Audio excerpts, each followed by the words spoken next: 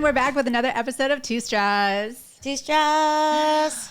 What is up, Angela? What's up? So we had some interesting fights over the weekend. We had UFC Apex. We had Strickland versus Magomedov. Yes. Another Magomedov. A new Magomedov. Another one. A new one coming into the UFC for the second time and his first main event on the second fight in the UFC. He kind of jumped the line. Yeah, right? And...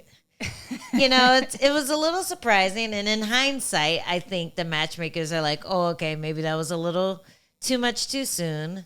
But it seems like they're just desperate for that dark horse that's going to pop out and actually give the middleweight champ something to worry about.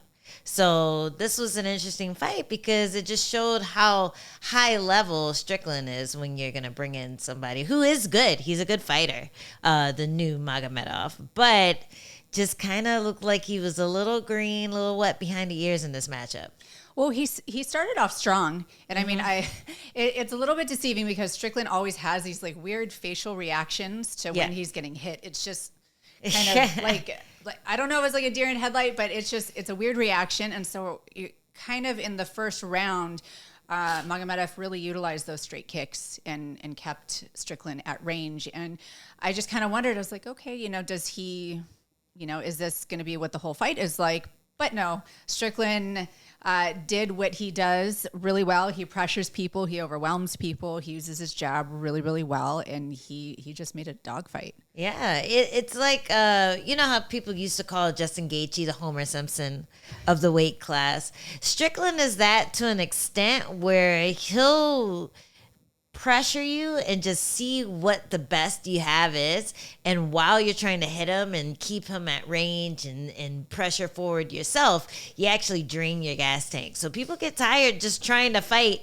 Strickland with their fight because he's just so determined to pressure forward, block with his forehead, use his little chopping blocks to get that distance, and then start jabbing the shit out of people. And that's what he does every fight. It's really weird, but it works. So there's definitely some invisible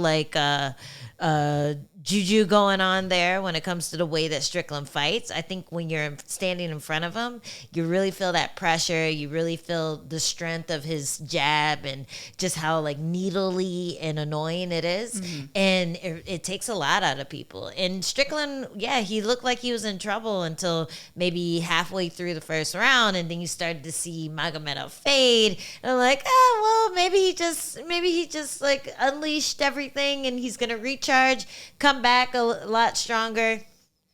He did not. He was faded. He was tired. He blew his wad in the first half of the first round, and that's a tough thing to do. Ooh, especially against someone like that, someone who pressures, someone who likes to be in a phone booth fight.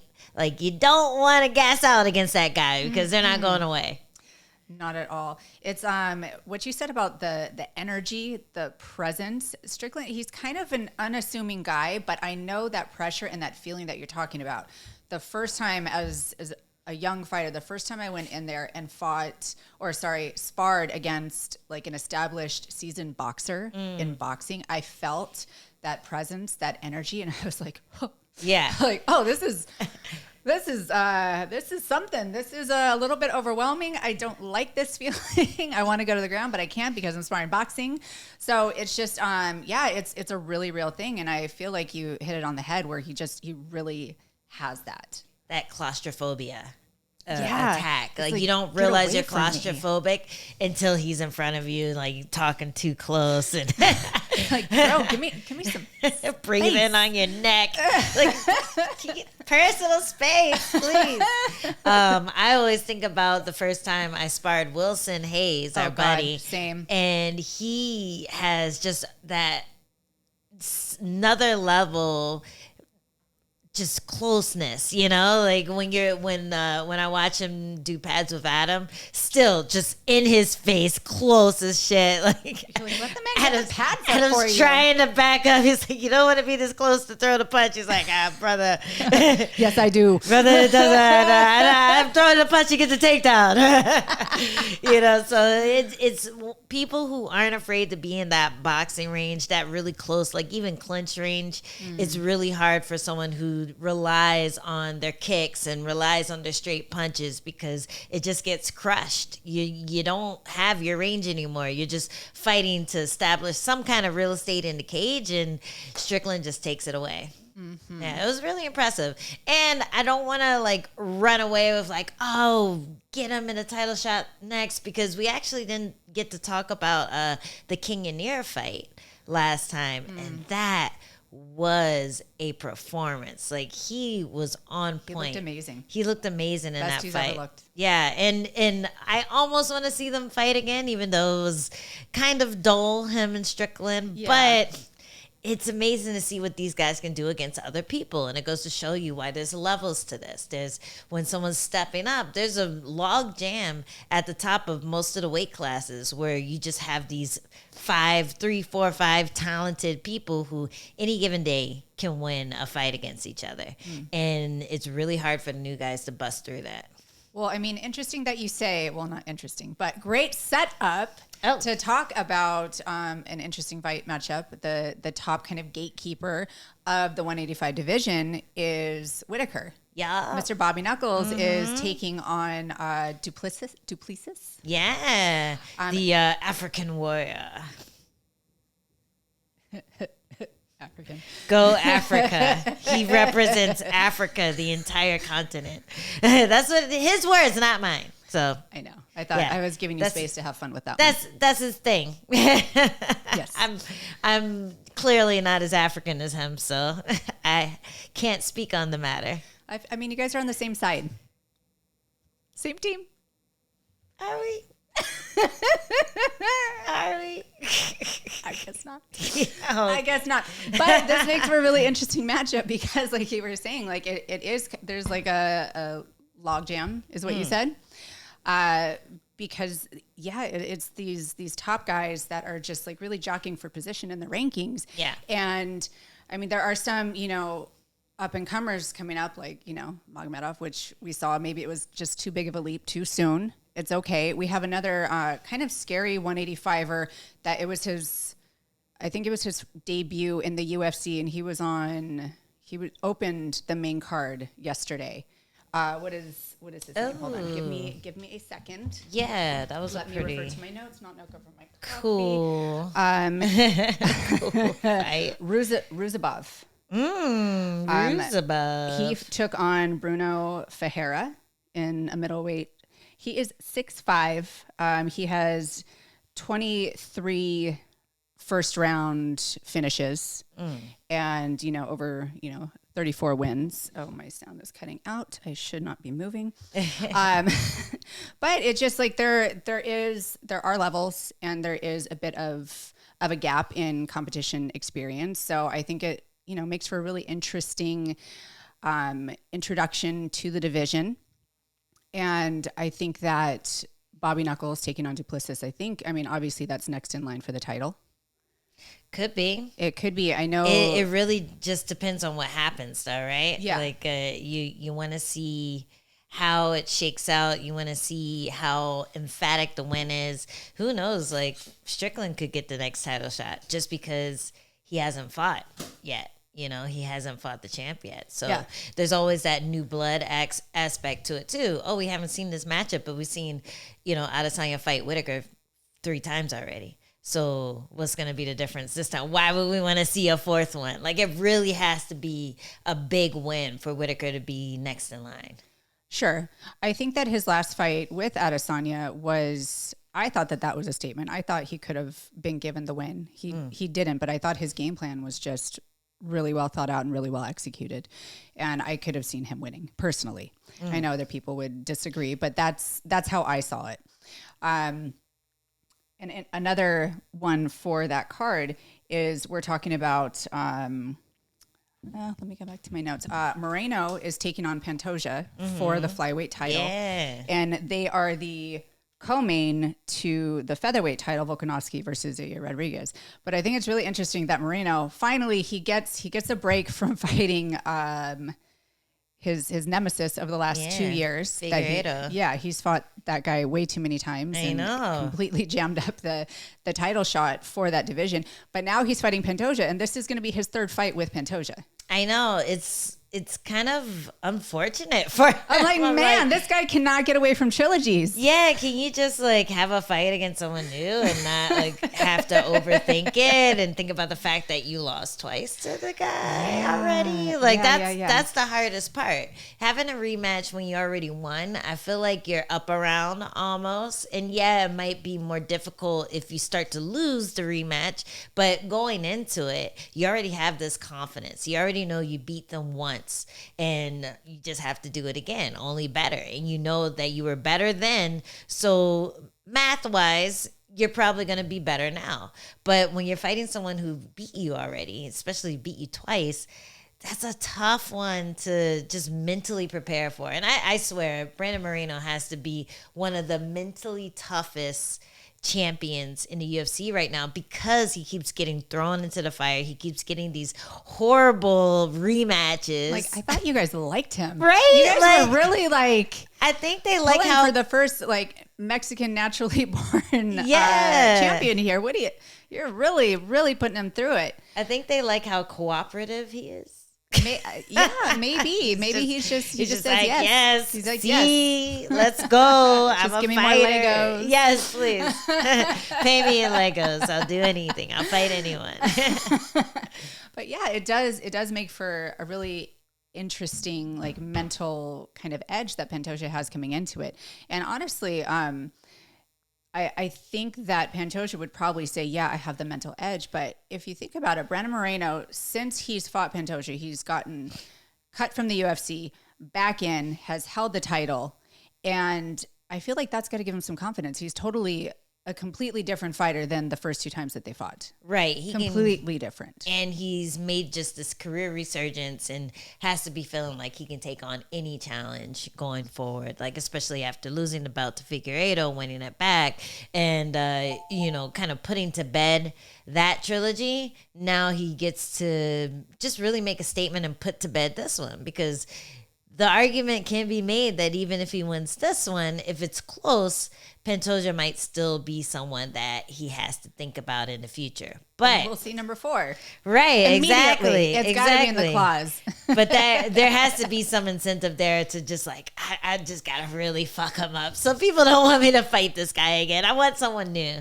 I need to give the other flyweights a chance. Yeah, I mean, I wonder what that feels like to these guys. They're like, oh, okay, never mind. I thought I was next in line, but I guess there's going to be a quadrilogy. How many times has that happened? I don't know that we've had a fourth. I think it was like the second time when Moreno did it. I'm not sure what the one before it was, but I feel like it wasn't the first time it happened, but it rarely happens. Yeah. No, but we haven't gotten a fourth, have we? Like a fourth fight. We've had trilogies. Moreno. Yeah. Yeah, Moreno and Figueiredo. 4, yes. Yeah. Yeah, Oof. I feel like that was like the second time it happened in the history of the UFC. But I'm not sure. Don't quote me on that one. I'm sure they'll let us know in the comments if you're right or wrong. Please correct us so we can amend our shows later, which we won't do. So I'm really excited for that one. Brandon Moreno is like one of my UFC heroes. I love watching him fight. I love the way that he fights and just his story too. Like, how can you not love the guy? He's just such a nice guy. Been through the ups and downs of his career. Just never lost faith in his training and his team, and just kept striving for that gold, and now he has it, and we're gonna see how long he can keep it. Like, he's just like such a good poster boy for the sport. Yeah, I really like what he's done with his career, and he's been down and out, but he hasn't been gone, and he hasn't given out. out. Yeah. He was still around. No, it's just one of those things where like that adversity has definitely been a motivator for him, and I really admire that. Yeah. Let's go, Moreno. But man, he has quite a task ahead of him with this fight. Like, Pantoja's just been solid. On a tear and just finishing people left and right. So it's gonna be a banger of a fight, no matter what happens. Yes, I'm excited for it. The other fight that I'm really, really excited for is Volkanovski versus Pantera. Yair Rodriguez. So they fought on the same night, but for different titles. Volkanovski challenged for the 155 title, which I would have given it to him. I thought he did a great job. He did amazing. I thought he did the thing. Yeah. But no, he did not get the title. And then we had Yair, who submitted Emmett by triangle. So that was, he kind of just dismantled Emmett. It was really, really impressive. The best I've ever seen Yair. And so that night we just saw, the stage was set for what was going to happen with the interim featherweight title and the current featherweight title champion. So. Yeah, man, it's gonna be nuts watching those two go at it. I think a lot of people are counting Yair out, but one thing you have to remember is that he always has like a new trick up his sleeve. He always has something that you've never seen him throw in a fight, and he might be playing it just for this person. It might just happen like the idea pops up in the middle of a scramble and he just does it and it works. Like, he's so good at just being in the moment and taking advantage of these small opportunities that a lot of people would just kind of hesitate on, so he's really explosive, he's really tricky, and that's gonna be kind of that X factor in this fight where you don't really expect Volkanovski to, I don't know, get caught with one thing. He's a technician. He works his people. He like breaks them down systematically his opponents, and he's able to deal with whatever tricks pop up, like in the Ortega fight. So I'm gonna be really surprised if the fight is just like a knockout via Volkanovski, but I do think that Yair has that ability to stop the fight at any point. But when it comes to winning rounds, I think it's going to be a really hard night for him.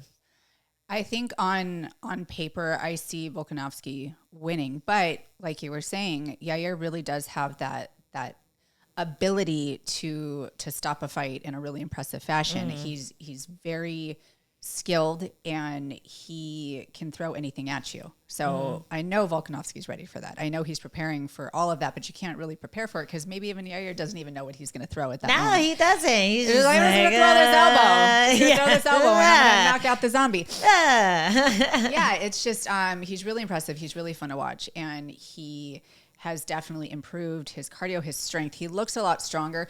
If you had, if this fight had taken place maybe even a year ago, I would have said Volkanovski's just too big, too strong, too powerful. But Yair has really filled in that gap where he's a little bit stronger, a little bit more explosive. And that's a hard task to complete when you have that kind of build. He's long and lanky and not really the body type known for that kind of explosiveness and strength. Yeah. So it'll be interesting. I see Volkanovski winning, just because he's one of those guys where, Yair can throw all that stuff and Volkanov is just going to keep walking through. Yeah. And he'll take it and he'll give it back tenfold. He's a little bolder. He's a little bolder, Nick. And and the confidence that he probably gained from fighting up a weight class for the title and going 5 rounds with the champ. Yeah. Someone as scary as Makhachev too. Fight. Like that fight, I had Volkanovski out. I'm like, okay, he's probably going to get hit and taken down and submitted at some point, probably like the 4th round because he's so durable. But at some point, it's going to start getting nasty. And he did so good. He was just like just out wrestling him in some points, and just, you know, systematically just hitting him with the long stuff. And, you know, it was just a really impressive fight to see, like, oh yeah, Volkanovski, he's definitely competitive with this champ who's just been destroying people. So maybe that's going to be that next step. He'll get that rematch if he's able to get past Yair. It's going to be interesting. I'm really excited for that card. Yeah. And then how do we think that Whitaker and Duplessis is going to come? Because that's the same night. Yeah. And I don't know. I think it is more of a test for Duplessis than it is Whitaker. That's just my opinion. You can. Well, yeah. Whitaker's seen everything. You've seen everything. You know? I see him winning that fight. But again, when I've watched Duplessis, I have seen him and I'll be like, oh no, he's not going to win this one. He's down and out. And then he just comes back and he takes it. And I'm like, not bad. I think there's definitely some invisible stuff going on with Duplessis too. Yeah. Like, I don't know if he's just, you know, corn-fed African. You know, he's just big and strong and you can't really see it the way when you look at him next to the other fighter. But it's like he's really dense. Like, people get tired just trying to beat him up, you know? And then, like, it becomes this wildfire fight. And then Duplessis just, like, connects.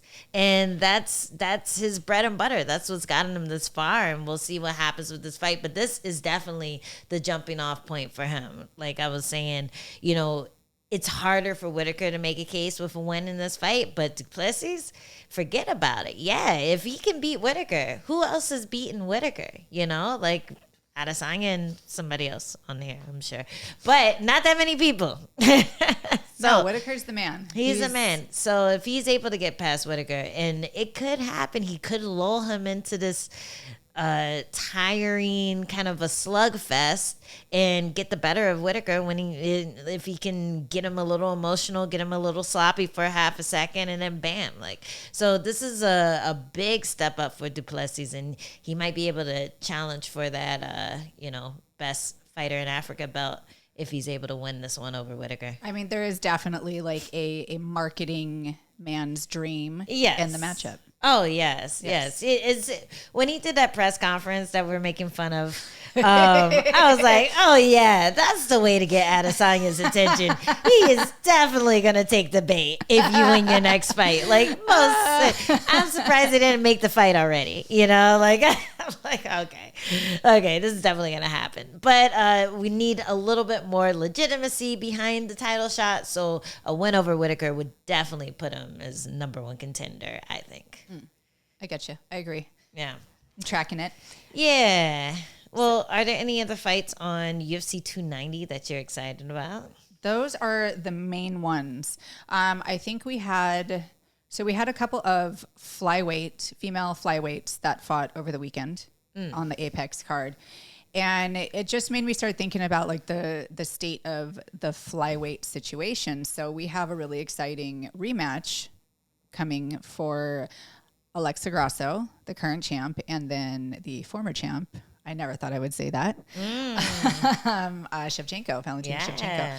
So I think that's really interesting. I was wondering if there was an automatic rematch clause in the contract. Turns out there was. Yes. Of course. Good for her. It's unsaid. An unsaid rule. You don't dethrone the queen, the bullet queen, without having to give her a second shot at the belt. Pun intended.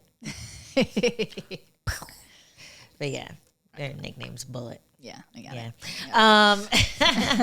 it. Yeah, everyone expected it, especially the way that it ended, because Shevchenko wasn't losing rounds, you know, nonstop. I think Grasso had like a good first round, then Shevchenko had a good second and third, and then I think it was the fourth round, that's when Grasso was able to pull off that submission win.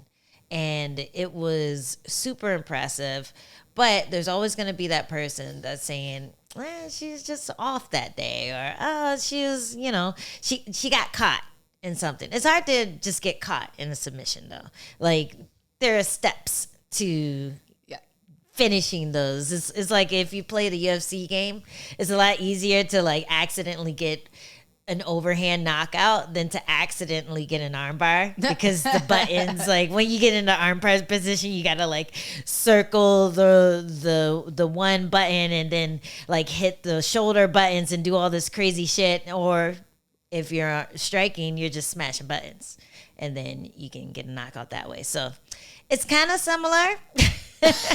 in my experience to the real thing, where you can't smash buttons with a submission. You have to know what you're doing. But you can with striking. 100%. You definitely can with striking. You can throw it from your back pocket. And it'll still hurt. And you can like stumble somebody. The punch is going to hurt, even if it was badly thrown. So that's the big difference. That's a fair point. So that's why I feel like it's unfair to say that, Grasso just caught her with something lucky, but we do get to see Shevchenko try to get this one back. And I felt like Shevchenko's fight before that, the one with Talia Santos, she started showing some holes in her game. I thought she lost that fight. I did too. But the fact that she won, it might have stopped her from going back and watching tape and saying, we need to shore these things up so it doesn't happen in the next one. And a few of those things happened, like she'll go for like kind of a sacrifice throw against the fence and end up on her back. I felt like that happened once. And then with the spinning back kick that she threw, it was a little slow. It was a little like she wasn't really expecting a counter from it. And then that's the best time to jump on your opponent's back, when they're throwing something kind of lazily, like a lazy jab or a lazy spinning anything. It's the perfect time to attack. So if she shored those things up, I'm wondering, how likely is Grasso going to find another opening? Because when it comes to just rounds and just the overall fight, Shevchenko was still winning the overall fight before the submission happened. Yeah. I mean, I think that poses an interesting question. I think that Grasso capitalized on the opportunity for sure. And I mean, she had, after her fight, she likes to show like the warm up or the training footage that like got her the win, or got her, just things that mirror what she did in the fight to show that she's trained for. And, her trainers, and she had said like, we were prepared for this. We capitalized on this moment. I don't know if it's going to be there again. I don't see it being there again. I think Shevchenko's the kind of lady that obsesses about it and will go back to the drawing board and she'll tighten everything up. I think it's a really interesting matchup. I think it makes for like an interesting little chess match to see what adjustments are made. Yeah. And I mean, they're so close to each other in, the fight date. So it's like they immediately went back to camp and they took all of that energy, all of that experience and knowledge, and just like got back to work. Yeah. It's almost kind of nice, when you already went out there, you took the test, you got your score back, and you're like, okay, now I can fix these things and take the same exact test. It's going to be a little harder, but at least I have some point of reference to what it's going to feel like, because when you're going out there against a new opponent, against a champion even, and they have this just kind of built up scariness to them.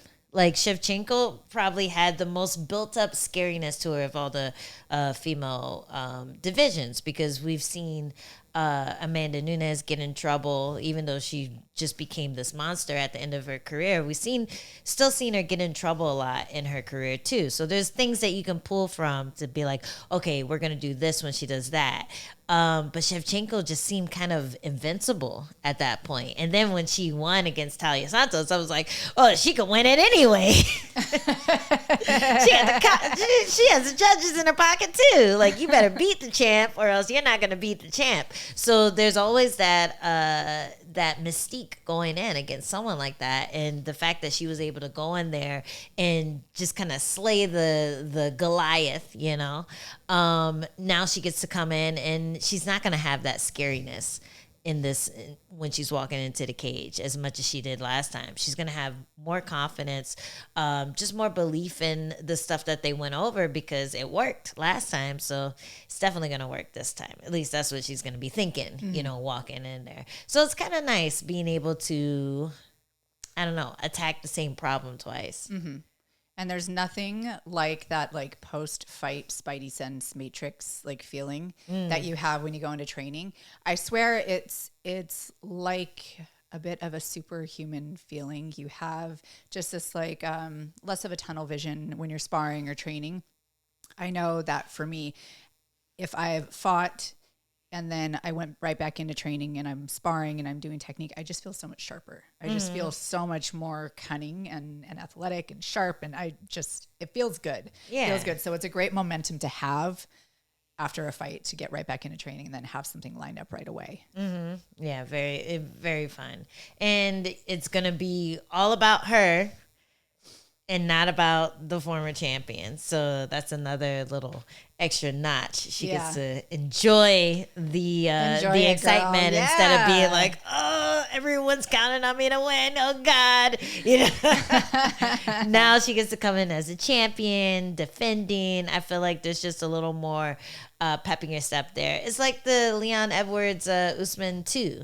You know, you could see that he was brimming with confidence, and throughout the entire fight, even if he had a tough round, he was brimming with confidence the entire time. He was never kind of counting himself out in that fight because he already beat the unbeatable. So coming back in, you're up around. Yeah, for sure. And he had his country behind him.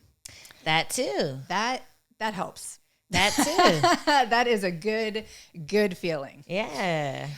Interesting enough. Okay, speaking about countrymen, we have Manon Fiorot. Thank you. That's how you say it. I'll just correct you and say it wrong. Thank you. Yes, it's actually foot rot. Between the two of us, we'll get it right. Manon foot somewhere rot. in the mishmashing.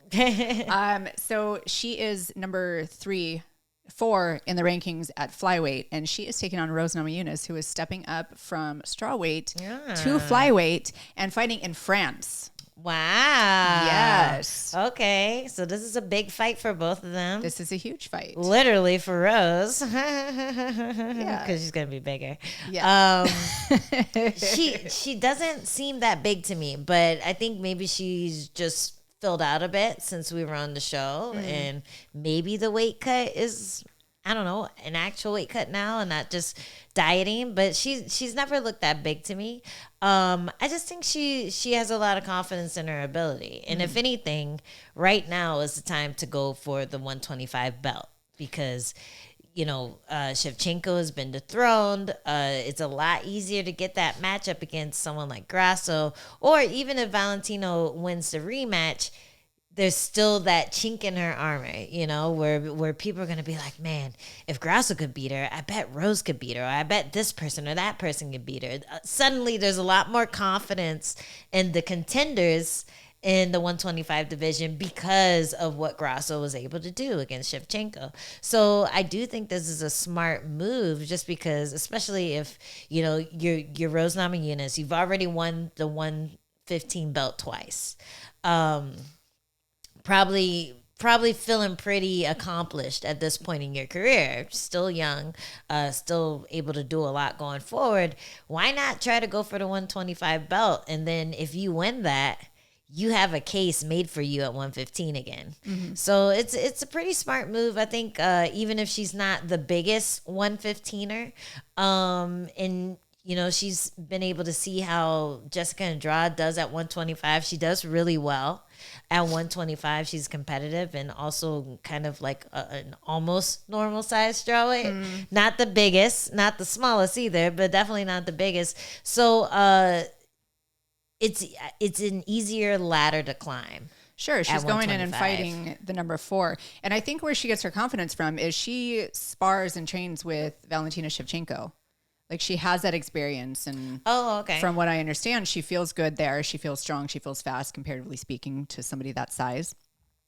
So from what I have heard and been told, she's just, you know, going in one fight at a time kind of idea. She's not really a filled out flyweight. She's still, you know, a decent sized strawweight, but as far as flyweights go, I think she is just really confident in her skill set.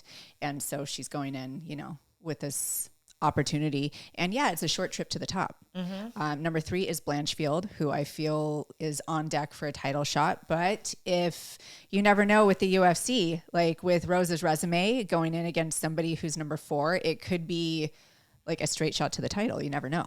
Yeah, and I think Blanchfield is fighting Talia Santos. Let me double check. Ooh, that's a good one. But I'm pretty sure that's happening. So that's definitely going to be the next in line for sure. Like between the two of them, they both have very clear. Yeah, they're fighting August 26th. So they both have very strong cases to fight for that title. And it's almost a shame that they're fighting each other, because then we would have had the next person lined up, you know? Yeah. But yeah, I'm excited for them for that one, because I think Santos's ground game is underrated. I really think that she can do some work down there, and Blanchfield is just completely stacked down there. So I'm really curious to see what happens if she gets dragged to the ground.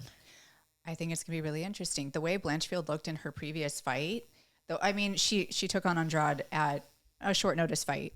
I understand that. That's fair.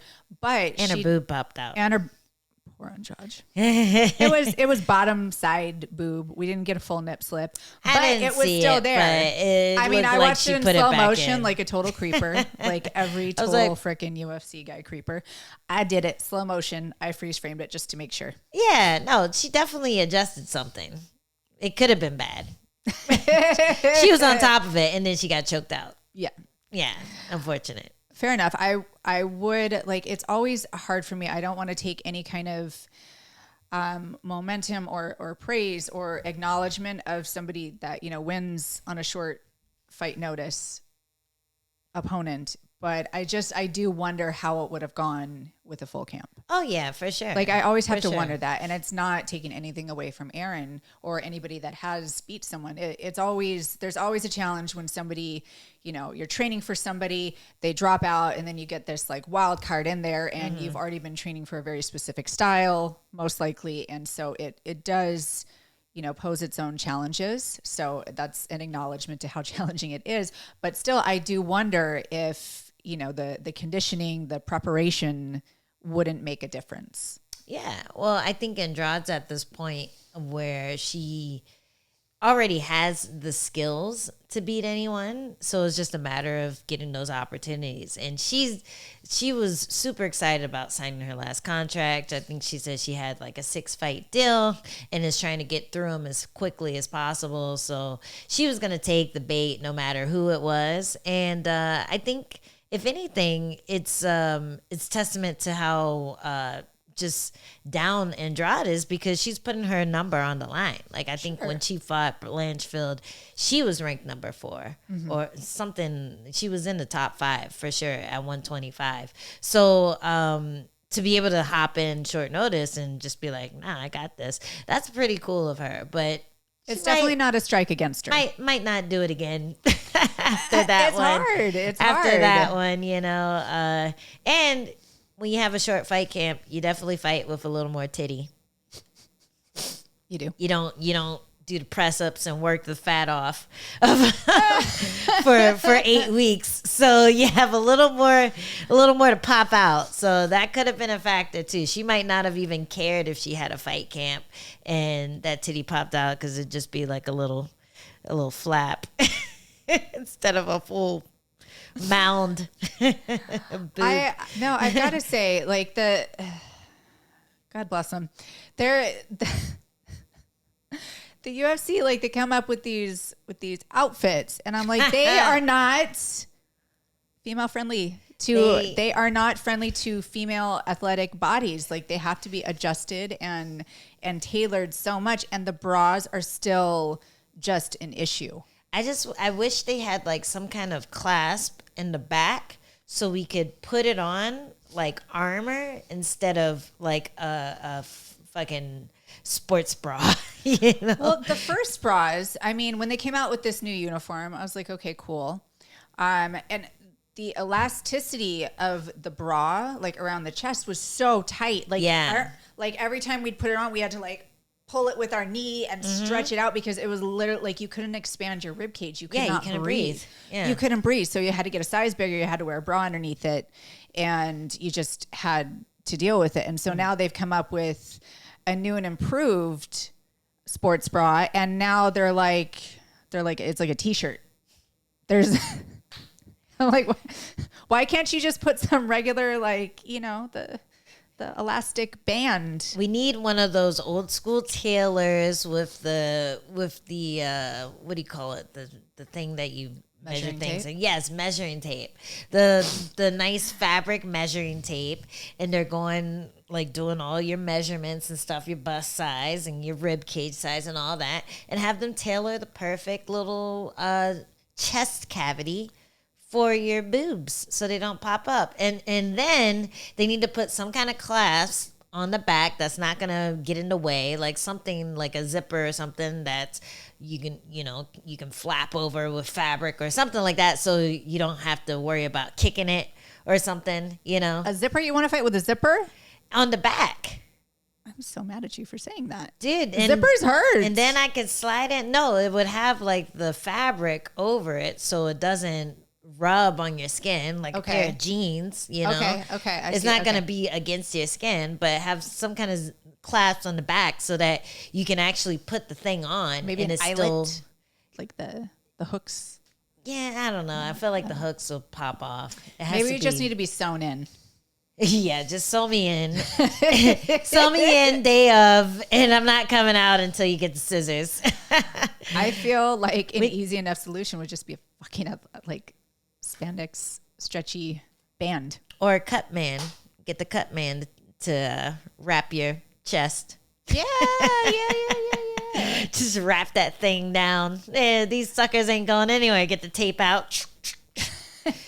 We good to go then. Can you breathe? Yes. Okay. Yes. Go. Yeah. Just so go mad fight. At those freaking sports bras. Yeah, they're the worst. It's hard to figure out what a good solution is because a lot of athletes who get to fight in shirts, like they go braless because they don't like that restriction there. Yeah. Like it really is something that people don't think about because the world is run by men. Well, I mean, so when you see boxers go back and they sit on their stool, the guys are literally pulling their groin and kidney protector, and they're pulling it so that they can breathe because that thing is really tight and it has to be nice and tight. Putting some water down there sometimes. Cool the balls. Cool the coolant system, you know? Yeah, get it up and running. Can't have that thing overheating. You see the steam come out? Yes. Yeah, it's definitely hot in there in those pockets. Yeah. Gotta figure it out. It's the same thing. You need to be able to breathe. You just do. Yeah. It's necessary for living, fighting, all things involved. Especially hard things. Hard things you need to be able to breathe while doing them. But we digress. Yes. The flyweight division is definitely burgeoning and exciting, and that's what always happens when a dominant champion gets knocked off the pedestal. All of a sudden, you have all these contenders that are fun matchups, and you're wondering what's going to happen with the next person who challenges Grasso or challenges, the new Shevchenko if she's able to beat her in the rematch. And yeah, it's fun when that happens. So I'm excited to see how those girls take care of business. Definitely. Well, on that note, I think we are going to pause our talk and come back with our exclusive content. What do you say? Yeah, let's do it. We'll see you later. Bye.